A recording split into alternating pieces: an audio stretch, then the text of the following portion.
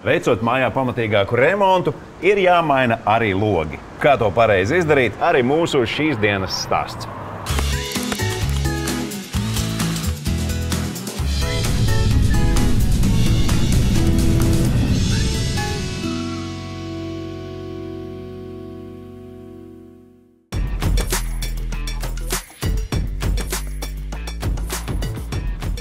Lūk, loks, kurš ir jāmaina.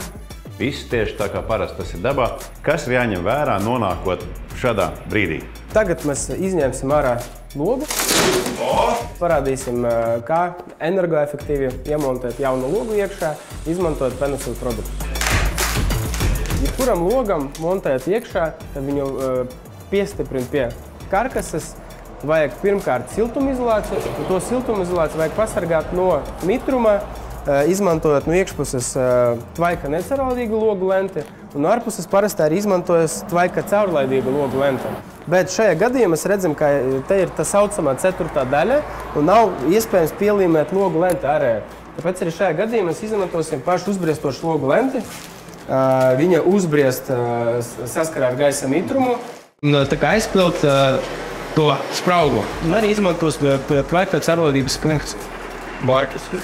Logu montāža šodien mēs izmantosim elastīgas montāžas putas, jo principā jebkurš PVC profils, viņš nedaudz staigā no temperatūra.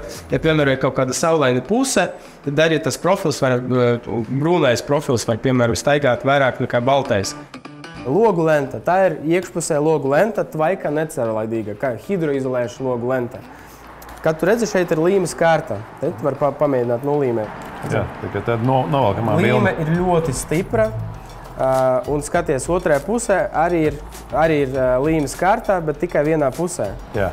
Priekš kam tas ir izdarīts? Tas ir izdarīts daļ tā, piemēram, tev ir iespēja, ja tev logi ir iemontēti jau, pielīmēt to logu lenti, kā tādā veidā vienkārši virsū pielīmēt ar burtiem uz redzamu pusi. Parasti logu lents līmēs pirms montāžas, pirms liekot logu iekšā zem profila. Un kas šis ir, Kiril? Te apakšā tāds tumšāks nekā pārējais rāms. Ļoti labs jautājums, Anci, paldies. Šeit ir viens no labiem risinājumiem, kā izvarīties no siltuma zudumiem apakšējā logu daļā. Parasti katram logam, katram profilam nāk palodžu profils, kas ir daudz planāks nekā pats logu profils. Un, principā, tur arī notiek vislielāki siltuma zudumi, ja mēs runājam par pašiem profiliem. Tas ir tas augstuma tiltiņš tur sanāk. Tieši tā. Mums ir risinājums speciāli izfrezēts siltais profils, kas liekas apakšā zem loga, tā ir palodžu profila vietā.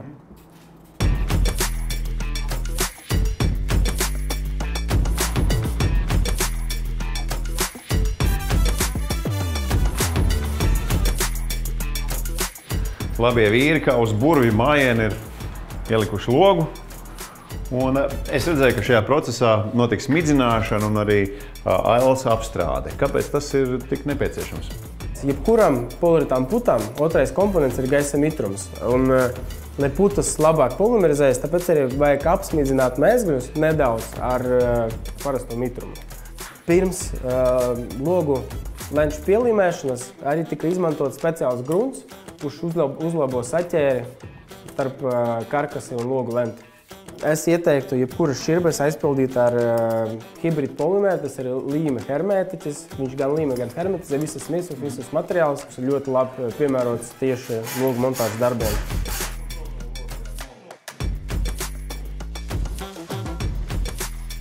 Hermētiski logi, plusi un mīnusi. Plusi ir tādi, ka mēs dzīvojam klusā, siltā telpā. Ja, mums vairs nenāk iekšā ārā troksnis, bet ir viens mīnus. Pie aizvērtiem logiem vairs neiekļūst svaigs gaiss iekšā. Šitās mājas, kad kādreiz būvēja gan senos laikos, gan līdz 93. gadam un arī izņēmumu mūsdienās, viņas viss tika būvēts ar dabisko ventilāciju, kur gaiss iekļuva pa logu spraugām un izplūda pa ventilācijas šaktām virtuvē, toaletē, vannas istabā. Un tagad mēs ieliekam šos modernos skaistos logus šādā ēkā, tad pie aizvērtiem logiem vairs neiekļūst svaigs gaiss iekšā. Nav šķirbu. Nav šķirbu. Bet viens no iespējams vislabākajiem risinājumiem ir kontrolēts svaiga gaisa pieplūdes vārs, ar kuru var aprīkot jebkuru PVC koku vai alumīnija logu, viņi nesabojājot fiziski ar rūpšanu vai frēzēšanu. Knapi pamanām lieta, bet tomēr kā tas viss strādā? Tas strādā ļoti vienkārši. Tagad mums ir aprīkots logs. Gaisa sekojoši, viņš no ārpuses iekļūst ar filtru šī vietā, kur tika izgriezts blīvējums. Pie aizvērta loga viņš starp rāmu un vērtni virzās uz augšu. Un šeit vārs ir atvērts un šī vietā svaigs gaiss iekļūst telpā un mūsu dabiskā ventilācija atkal darbojās. Fantastiski. Nomainot vecos logus pret jaunajiem, ir jāņem vērā daudzi faktori. Pareizās lentes, pareizie materiāli un viss pārējais. Tomēr ir jāpadomā arī par to, ko cilvēki elpos, kad dzīvos šajās brīnišķīgajās un blīvajās telpās.